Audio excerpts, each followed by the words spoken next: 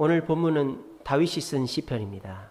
다윗은 오늘 시편에서 5번이나 하나님이 나를 아신다라고 그랬어요. 여호와께서 나를 살펴보셨으므로 나를 아시나이다. 나의 생각을 밝히 아십니다.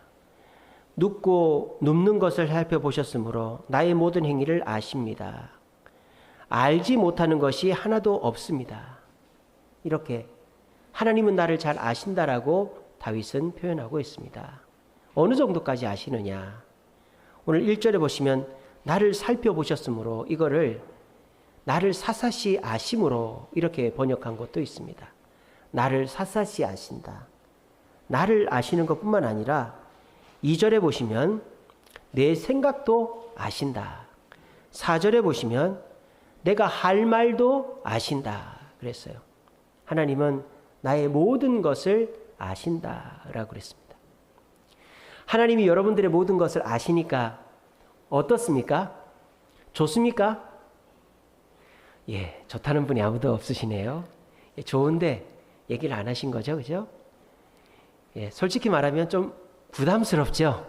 예, 좀 모르는 것도 있었으면 하는데 하나님이 내 생각도 아시고 나를 샅샅이 아시고 내가 무슨 말 할지도 아신다니까 아이 부담스럽습니다.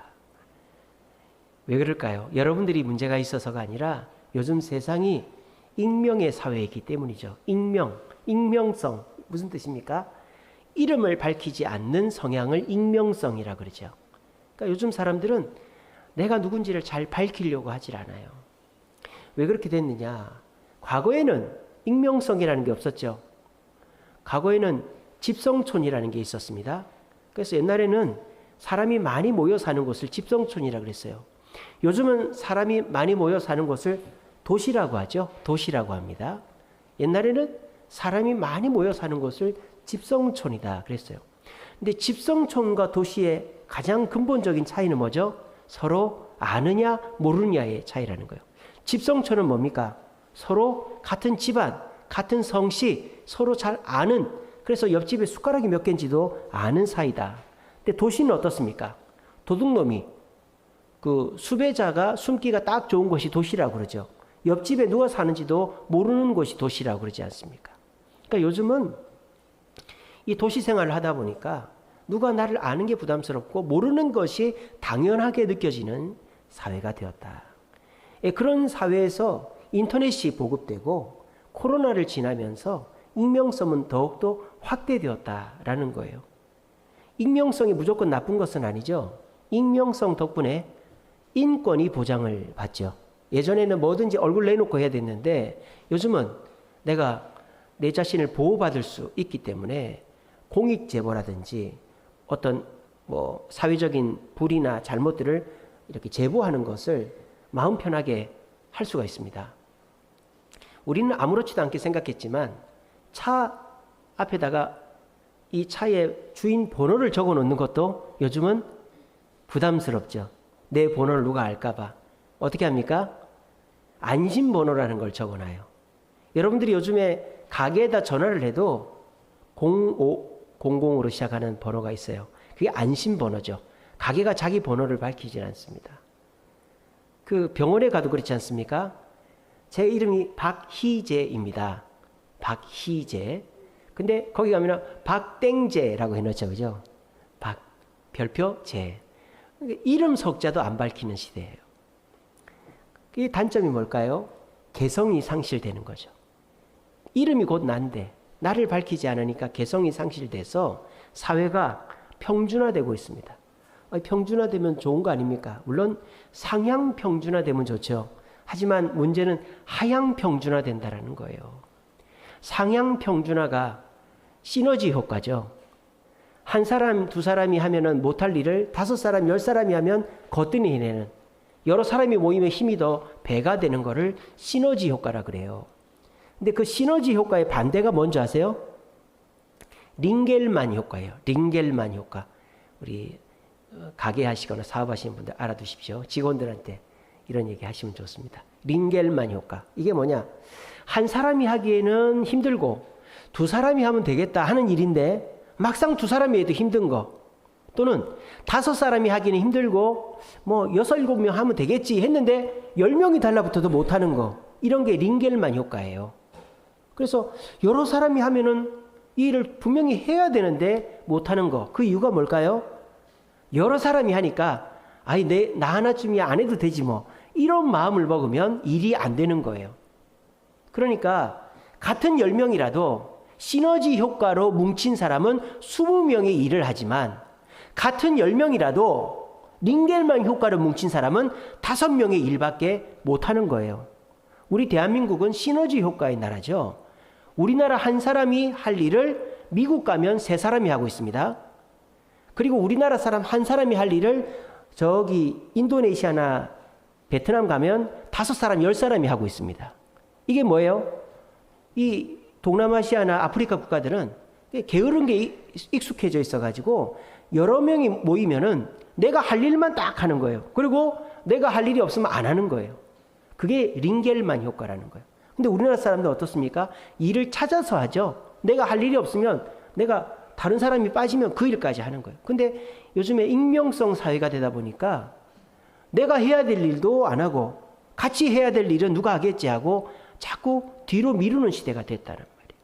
그리고 요즘은 내 실명을 공개하지 않습니다. 아이디나 닉네임을 공개하죠. 옛날에 여러분 TV나 라디오에 틀어보면 평창동 사시는 뭐 김숙향 씨 뭐 이러고 면목동 사시는 이질레 씨 뭐 이렇게 하지 않습니까? 옛날에는. 근데 요즘은 어떻게 합니까? 뭐 별빛 낭만님, 뭐 황혼 브루스님 뭐 이렇게 그렇게 부르잖아요. 그게 뭐 닉네임 아니면 아이디 아닙니까? 아이디 SPGJ님 뭐 이런 식으로 부르지 않습니까? 심지어는 어떻게 불러요? 전에도 말씀드린 적이 있는데 라디오 들으면 9688님, 6447님, 6447은 제 번호입니다. 6447님 그렇게 부른단 말이에요. 왜? 본명을 안 밝히니까. 전화번호로만 사연이 가니까.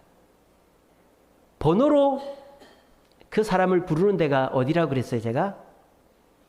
예, 교도소. 교도소 가면 번호로 부릅니다. 9688 나와! 2477 나와! 이름을 뺏어버려요. 왜? 너는 이름을 가질 자격이 없다는 거죠. 너는 이름을 뺏었다가 제정신 박히면 이름을 돌려줄게. 그게 교도소예요. 교도소는 이름을 뺏어가요. 왜? 너는 이름 가질 자격이 없다. 근데 요즘은 스스로 내 이름을 버려버리는 거죠. 내 이름을 감춰놓는 거예요. 그런 시대에 살다 보니까 자연스럽게 교회를 나오는 성도들도 자기를 감추려고 하는 모습들이 많다라는 거예요. 뭐 이게 여러분들 탓이 아니라 그런 시대에 살다 보니까 어쩔 수 없이 그렇게 젖어든 것이죠. 그래서 교회에 등록을 하면 주소를 쓰지 않습니다. 주소 안 써도 그냥 넘어갑니다. 전화번호만 있으면 되니까 전화번호는 다 써주세요.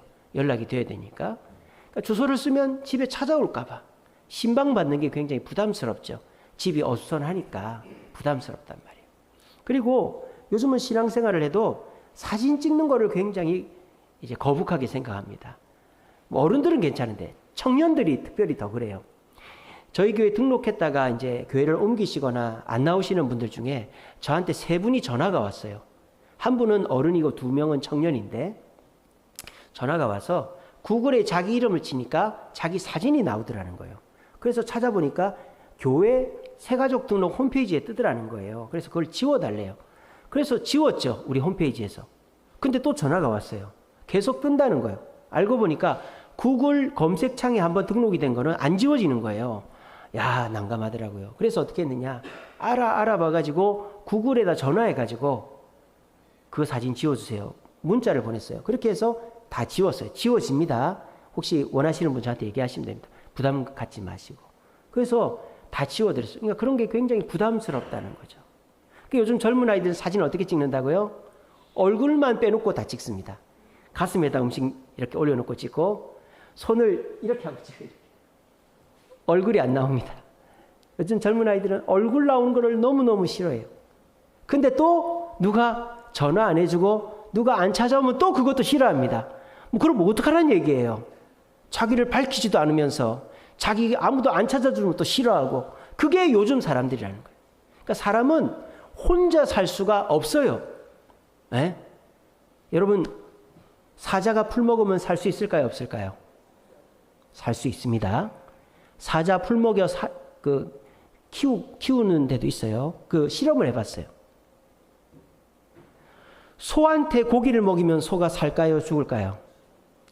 소가 고기를 먹어서 걸리는 병이 광우병이죠. 소가 고기를 먹으면 병이 걸려요. 왜? 소는 풀 먹게 돼 있으니까. 원래 이 지구에 있는 모든 인간을 포함한 동식물들은 식물만 먹어도 살 수 있게 하나님이 창조하셨어요. 그 증거가 사자한테 쌀을 먹여도 쌀만 먹고도 살아요, 사자는. 근데 풀만 먹게 돼 있는 동물들이 고기를 먹으면 광우병이 걸리는 거예요. 여러분, 이 세상에 그 생물 중에서 가장 더러운 생물이 누군지 아세요? 가장 더러운 생물이 누군지 아세요? 사람이에요, 사람. 사람이 제일 더럽습니다. 그래서 사람 고기를 안 먹는 거예요. 사람 고기를 먹으면 바로 병 걸립니다. 사람 몸에 온갖 병원균이 있는데 그게 죽어 부패하면 완전히 번져버리는 거예요. 그걸 먹어버리면 사람 난리 나는 거예요. 소는 풀만 먹으니까 고기를 먹어도 괜찮습니다. 육회로 먹어도 괜찮습니다. 돼지고기 절대 날로 먹으면 안 되죠. 난리 납니다. 사람 죽습니다. 왜? 잡식성이니까. 그 잡식하면서 온갖 그 균을 다 먹거든요. 근데 이 세상에서 최고로 잡식성이 누구예요? 저 박희재 최고 잡식성입니다. 못 먹는 게 없습니다. 그러니까 사람은 절대 먹으면 안 돼요. 뭐 드실 분도 없겠지만. 그리고 사람은 반드시 땅 속에 묻어야 됩니다. 아니면 밀폐를 시켜놔야 돼요. 왠지 아세요? 사람 몸이 썩죠. 병원균이 바람을 타고 퍼지는 거예요. 그 시체는 그냥 우리가 뭐 매장을 하고 어디 화장을 하고 하는 이유가 뭐 그 사람을 기리기 위해서 하는 게 아니라 산 사람을 위해서 하는 거예요. 산 사람이 살아야 되니까 시체를 방치하면 전염병이 돌아서 사람이 죽어요. 사람이 그만큼 더럽다 이 말이에요. 화장을 시키려고 그래도 매장을 하려고 해도 못하는 데가 있어요. 저 네팔 히말라야. 그런 데는 땅을 파자니 땅이 얼었고 불을 떼자니 나무가 없어요. 수목 한계선이 2,500m, 3,000m 그러면 그 위로 나무가 자라질 않아요. 그래서 네팔 히말라야 사람들은 사람 몸을 토막을 내서 새한테 줍니다. 여러분들이 생각할 때 불효 같죠? 그렇게 해야 산 사람이 사는 거예요. 새가 먹어 치워야 전염병이 안 도는 거예요. 여러분, 우리가 소는 풀만 먹어도 살 수 있습니다. 사자도 풀만 먹어도 살 수 있습니다. 마찬가지로 사람은 사람이랑 살아야 되는 거예요. 요즘에 기술이 발달하고 물질이 풍족하고 뭐 내가 혼자 있어도 밥 시켜 먹고 뭐 운전 못해도 카카오 택시 부르고 이렇게 하면 살 수 있을 것 같지만 그렇게 해서 혼자 살아서 생기는 병이 뭐예요? 우울증이잖아요. 소가 고기를 먹어서 생기는 병이 광우병이듯이 사람이 혼자 있어서 생기는 병이 우울증입니다. 그리고 자살입니다. 소는 자살하지 않아요. 사람이 언제 자살할까요? 사람이요, 내 전화를 받아줄 사람이 있다 생각하면 절대 자살 안 합니다. 근데 내 전화를 받아줄 사람이 없다 생각하면 자살하는 거예요. 그게 뭐예요? 내가 모든 사람과 유대가 끊어졌다 싶으면 자살합니다. 감옥에 있는 사형수도 자살하지 않는 이유가 뭐예요? 찾아오는 부모가 있고 형제가 있으면 자살 안 합니다. 마찬가지로 사람은 혼자 살 수가 없어요. 근데 혼자 산다고, 혼자 살 수 있다고 그러는 거예요. 그리고 혼자 살면 우울증이 오는 거예요. 하나님은 사람은 절대 혼자 살 수 없게 해놨단 말입니다. 그럼 어떻게 됩니까? 같이 살려면 내가 누군지쯤은 얘기를 해줘야 될 거 아니에요. 저는 누구누구입니다. 저는 어디 사는 누구누구입니다. 고향이 어디입니다. 그리고 제가 옛날에 이런 일을 했습니다. 그 정도쯤은 얘기해 줘야 되는데 물어봐도 예 그냥 그렇죠 뭐 예 저기 삽니다. 예 뭐 그렇죠 뭐. 그럼 그 사람이랑 친해질 수가 없는 거죠. 우리가 그걸 누구한테 하고 있다? 하나님께 그러고 있다. 하나님 좋았습니다. 지난주 잘 지냈냐? 예 뭐 그렇죠 뭐. 지난주 어려운 일 없었어? 예 뭐 잘 지냈습니다. 뭐 내가 뭐 도와줄 거 없어? 뭐 그저 그렇습니다. 그러면 교회에 오는 의미가 없는 거예요. 그리고 교회 와서도 하나님을 만나려고 하는 게 아니고 사람을 만난다든지 내 기회를 잡으려고 한다든지 내가 원하는 것을 얻으려고 교회를 오면 교회 와도 교회가 줄 수 있는 참 만족을 누릴 수가 없는 거예요. 제가 요즘에 쭉 읽고 있는 존 비비어 목사님이라고 미국의 한 목사님이 있습니다. 그분이 쓴 책들을 쭉 읽고 있는데 요즘에 거룩한 두려움이라는 책을 읽고 있어요. 그 책에 보면 이런 예화가 하나 있습니다. 목사님이 어느 지역에 집회를 갔는데 미국은 숙소마다 다 수영장이 있어요. 우리나라는 뭐 모텔, 여관 이러는데 미국은 가장 낮은 숙박시설이 인이거든요. INN, 인이거든요. 인에도 수영장이 있습니다. 실내 수영장이 있어요. 지하에 보통 있습니다. 그리고 호텔이나 조금 별 3개짜리 인 이런 데는 야외 수영장이 있습니다. 수영장에 쉬고 있는데 옆에 어떤 사람이 있길래 말을 걸었어요. 어디 사는 누구십니까? 어디 사는 누구입니다. 그런데 알고 보니까 그 사람도 교회 다니는 사람이에요. 그래서 신앙생활 어떻게 하고 있습니까? 저는 하나님께 은혜를 받고 싶고 저는 뭐 이러이러한 하나님의 축복과 능력과 그런 권세를 받고 싶은 그런 신앙생활 하려고 하고 있습니다. 막 그렇게 얘기를 하는 거예요. 그 얘기를 이 목사님이 다 듣고는 이렇게 얘기하는 거예요. 저 건너편에 남자가 한 명 보입니까? 예, 보입니다. 저 남자는 캘리포니아에서 온 프레즈노라는 사람입니다. 프레즈노. 그렇군요. 저 남자 옆에 있는 여자 보입니까? 예, 보입니다. 저 여자는 베스라는 여자인데 그의 아내이고 10살이 어립니다. 그렇습니까? 저 남자는 수영을 굉장히 잘합니다. 왜냐하면 수구 국가대표였기 때문에 수영을 잘하고 수영을 하루에 3시간 이상씩 하고 저 남자는 채식주의자입니다. 베지테이리언, 비건입니다. 그렇게 얘기를 한 거예요. 아이고 목사님은 저 남자를 어떻게 그렇게 잘하세요? 같은 일행입니까? 그러니까 아니요. 그런 거예요. 근데 어떻게 잘하세요? 하니까 저는 저 남자 모르는데요. 그러는 거예요. 근데 어떻게 그렇게 얘기를 하세요? 저는 제가 바라는 것을 얘기했을 뿐입니다. 이렇게 얘기를 하는 거예요. 그랬더니 그 남자가 깨달았다는 거예요. 지금 선생님이 믿고자 하는 하나님은 성경이 말하는 하나님이 아니라 선생님의 머리에서 만들어낸 하나님입니다. 선생님이 바른 하나님을 배우고 바른 하나님을 믿어야만 예수님의 주시는 축복을 받을 수가 있습니다. 그렇게 얘기를 했다는 거예요. 오늘날도 내가 누군지는 밝히기는 꺼려하는데 하나님이 주시는 은혜는 받고 싶어하는 이런 어처구니 없는 현상이 교회들마다 벌어지고 있는 거예요. 우리 주님은 안타까워하고 계십니다. 여러분들이 하나님을 가까이 하지 않으면 하나님은 여러분을 가까이 할 수가 없어요. 그게 무슨 말이에요, 목사님? 하나님 전지전능한 분인데 어떻게 나를 가까이 하지 못한단 말입니까? 야고보 4장 8절 말씀입니다. 하나님을 가까이 하라. 그리하면 하나님이 너희를 가까이 하시리라. 여러분들이 하나님 곁으로 나아가지 않고 하나님께 마음을 열지 않고 하나님께 나의 사생활과 어려움과 문제를 얘기하지 않으면 하나님이 알고는 계셔도 도와줄 수가 없고 여러분들은 그 도움 속에서 축복과 평안을 누릴 수가 없다라는 것입니다. 이 시간 마음속으로 결단하시기 바랍니다. 그렇구나. 내가 이 세상 찌들어 살다 보니 이름도 안 밝히고 전화번호도 안 밝히고 뭐 TV나 라디오에서 누구누구씨 이렇게 전화번호로만 불리는 세상에 살다 보니까 내가 하나님께도 나에 대해서 아무 얘기를 안 해왔구나. 그래서 내가 교회를 다녀도 큰 은혜나 축복을 못 받았구나. 내가 이제부터는 주님께 모든 것을 밝히면서 오늘 다윗이 한 것처럼 주님과 친해져서 여러분들도 그 주님이 주시는 축복을 받아 누리는 저와 여러분 되시기를 간절히 바랍니다. 오늘 다윗은 주님을 어떻게 생각하는 줄 아세요? 오늘 5절 말씀입니다. 주께서 나의 앞뒤를 둘러싸시고 나를 안수하셨다. 안수라는 거 머리에 손을 얹고 축복 기도를 하는 거예요. 머리에 손만 얹는 게 아니라 내 몸을 둘러싸서 나를 보호하고 계신다. 요즘에 여러분 택배 시키면 비싼 물건이 있으면 어떻게 합니까? 이 진공팩에다 넣어서 보내죠. 왜? 그게 귀중하니까. 하나님이 그렇게 하고 계시다라는 거예요. 여러분들이 하나님께 가까이 나아가서 내 자신을 밝히면 하나님이 여러분들을 진공팩에 싸서 고이고이 보관하는 물건처럼 여러분들 귀하게 여기신다는 겁니다. 또 10절 말씀 보십시오. 거기서도 주의 손이 나를 인도하시며 주의 오른손이 나를 붙드시리이다. 거기는 어딜까요?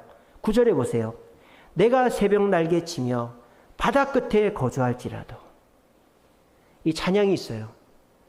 주의 신을 내가 떠나 어디로 피하리까? 내가 새벽 날개 치며 저 바다 끝에 거해도. 이런 찬양이 있어요. 오늘 이 찬양은 뭡니까? 다윗이 도망을 다니고 공격을 받고 지금 죽을 위기에 처해 있어도 거기서도 하나님은 나의 손을 인도하시고 나를 붙드신다라는 거예요. 이런 고백을 하는 사람은 아무리 위기 속에 있어도 두려워하지 않는 것입니다. 학교가 무너졌어요. 그래가지고 막 그 학교 그 건물 안에 갇힌 아이들이 있었어요. 애들이 막 겁이 나가지고 울고 난리가 났습니다. 근데 그 중에서 한 아이가 그렇게 얘기합니다. 얘들아 걱정하지 마. 우리 아빠 소방관이야. 우리 아빠는 내가 어디 있든지 온다 그랬어. 우리 아빠 곧 올 거야. 너희들 걱정하지 마. 그렇게 하는 애가 있었어요. 근데 진짜 삐뽀 삐뽀 하면서 왔는데 거기서 자기 이름이 들리는 거야. 누구야? 거기 있어. 봐. 우리 아빠 온다 그랬지. 걔는 두려워할 게 있어요? 없어요? 없단 말이에요. 왜? 걔는 자기 아빠를 믿고 자기의 모든 것을 말하고 어디 학교 다니는지도 알고 어떤 상황인지도 아빠가 아니까 바로 달려온 것입니다. 여러분, 하나님께 나를 밝히는 것은 부끄럽고 문제되고 나한테 뭐 마이너스 되는 것이 아니라 나에게 오히려 더 평안과 안전과 기쁨을 주는 줄로 믿으시기를 바랍니다. 근데 여러분들도 교회를 나오시니까 뭐 내가 누군지쯤은 밝히고 전화번호도 밝히고 무슨 일을 하고 어디 사는지쯤은 다 밝히지 않습니까? 근데 오늘 하나님과 다윗의 관계는 어디 살고 이름이 뭐고 뭘 좋아하고 이 정도만 아는 게 아니에요. 오늘 다윗이 하나님이 나를 아신다라고 말할 때 알다라는 히브리어는 야다라는 단어입니다. 야다. 이 야다라는 단어는 머리로만 아는 것을 말하는 게 아니에요. 지식적으로 아는 걸 말하는 게 아니에요. 경험적으로 아는 것을 말하는 거예요. 마치 부부가 서로를 알듯이 아는 것을 야다라고 하는 거예요. 남녀가 연애를 할 때 어떻게 됩니까? 너 이 남자 좀 만나봐. 이 여자 좀 만나봐. 어떤 사람인데 어디 살고 어느 대학 나오고 어느 직장 다니고 아주 번듯한 사람이야. 사진 한번 봐. 오, 괜찮네요. 한번 만나봐. 이렇게 해서 만나본단 말이에요. 그리고 몇 번 만나보고 여행도 가보고 해보니까 사람이 너무 좋아요. 그래서 이 사람이 결혼해야 돼. 여기까지는 뭐예요? 야다가 아닌 거예요. 여기까지는 그냥 머리로만 아는 거예요. 내가 만나본 것만 아는 거예요. 결혼을 해서 같이 살아봐야 야, 내가 속았다. 예, 웃는 분들은 속으신 분들입니다. 예, 내가 속았다. 이 여자가 이런지 몰랐네. 그 TV에 보니까 어떤 그 성악가인데 한 번도 자기 생얼을 남편한테 보여준 적이 없다고 합니다. 그래서 남자가 잠자리에 누워서 자고 나면 화장을 지운대요. 그리고 남자가 뭐 중간에 화장실 갈 일이 있지 않습니까? 그래서 불을 딱 켜면 쓱 뒤로 들어놓으면서 이불을 싹 덮는데요. 그리고 언제나 먼저 일어나 있답니다. 얼마나 피곤한 삶입니까? 아직 방구도 트지 않았답니다. 예, 참 피곤하죠, 그죠? 그렇게 사는 그 성악가가 있다고 그래요. 그러니까 아직까지 야다가 안 된 거죠. 야다는 뭡니까? 서로 욕도 하고 야이씨기도 하고 말이죠. 한번 때리기도 하고 집도 한번 나가보고 뭐 밥에다 침도 한번 뱉어보고 별의별 짓을 다 하는 거예요. 이놈이 어떻게 하는지 보자. 그렇게 하면서 사는 사람이 경험적으로 부부를 아는 관계다. 근데 참 신기한 게 뭐냐면 그렇게 가정적이지 못하고 일만 알고 또 밖으로 친구만 좋아하고 또 취미생활만 좋아하는 낚시 좋아하고 등산 좋아하는 남편인데 남들이 볼 때는 저런 사람하고 왜 사나 싶은데 애들도 아빠를 좋아하고 또 그 아내도 남편을 좋아하는 그런 아빠들이 있어요. 그거 뭐예요? 남들은 모르는 거죠. 남들은 모르는 거예요.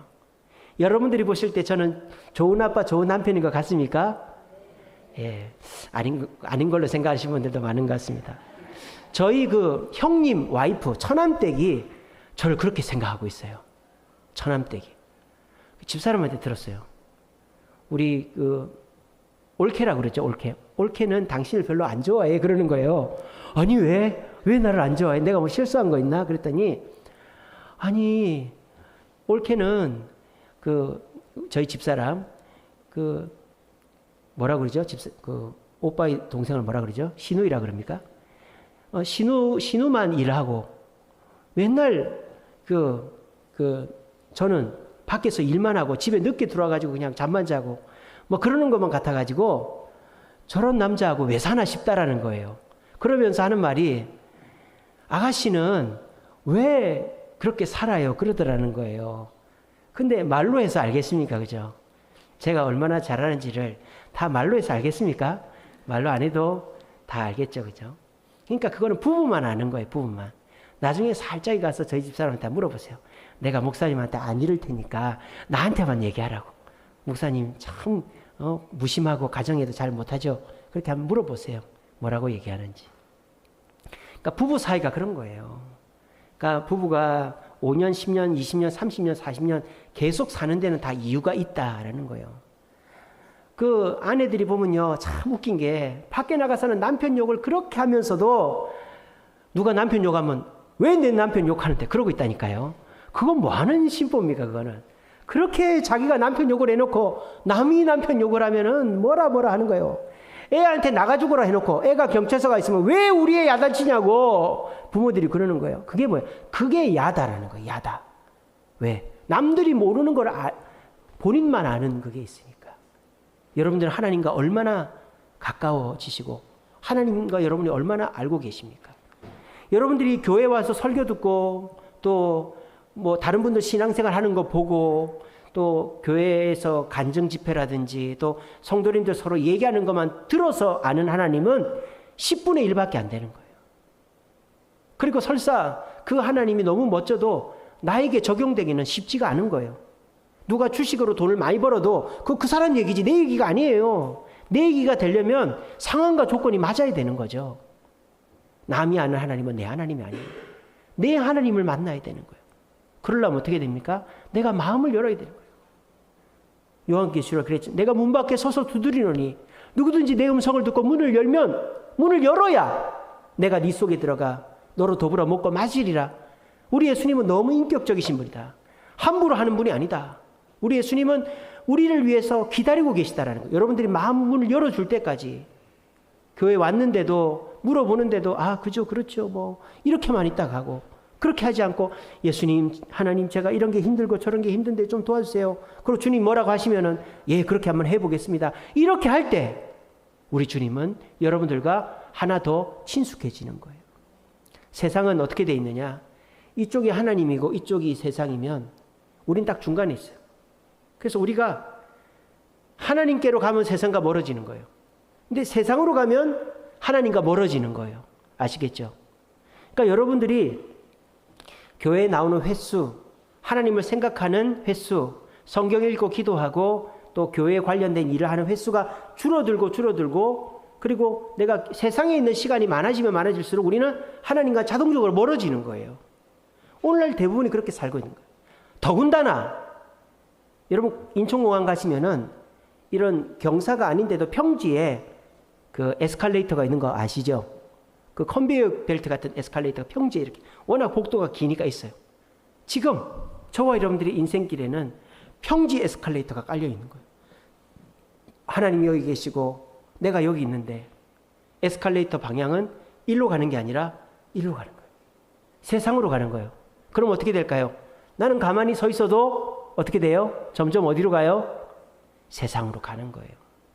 내가 조금이라도 노력하고 그 조금이라도 노력이 뭡니까? 교회 나오고 그래도 교회에서 예배 드리고 구역 모임도 하고 이렇게 하면 여러분들이 그나마 조금이라도 움직여서 그 자리에 서 있는 거예요. 주일 예배 나오면 그나마. 근데 여러분들이 주님께 가까워지려면 수요기도 새벽기도 금요기도도 가끔 한 번씩 나오고 교회에 무슨 행사 있으면 참여도 하고 교회에서 뭐 하자라는 거 동참도 하고 이렇게 하면 주님과 점점 가까워져서 남들에게 설명할 수 없는 주님의 은혜를 체험하게 되는 거예요. 여러분, 기독교는 절대 머릿속으로만 끝나는 종교가 아닙니다. 손발로 다 경험하고 깨닫는 종교입니다. 기독교는 방언을 하고 입신을 하고 신유를 하고 예언을 하고 이러는 체험은 없어요. 우리 고신교회에는. 뭐 다른 교회는 있는지 모르겠지만 우리 교회는 그런 건 없어요. 신유를 하고 입신을 하고 방언을 하고 예언을 하고 이런 건 없어요. 근데 우리 주세움 교회는 날마다 주님의 역사를 체험하는 교회가 우리 주세움 교회인 줄로 믿습니다. 지난주에 저희 장모님하고 저희 집사람 암 수술한 얘기 말씀드렸죠. 2탄을 말씀드리겠습니다. 짜잔. 예, 재밌죠? 저희 장모님이 화요일 날, 저희 집사람이 목요일 날 병원에 수술 후 검진을 받으러 갔어요. 의사가 하는 말이 조금, 저희 장모님입니다. 저희 장모님 아산병원 갔더니 의사가 하는 말이 조금 늦었으면 항암 치료해야 됐다. 그러는 거예요. 근데 저희 장모님이 7월 달에 건강검진 받고 8월 달에 아산병원 가서 예약해가지고 8월 달에 수술했어요. 아산병원 그런 데 아니잖아요. 검진만 해도 한 달이 걸리는데요. 그래서 저희 장모님이 만약 9월 달에 수술했으면 항암 치료를 받아야 됐던 거예요.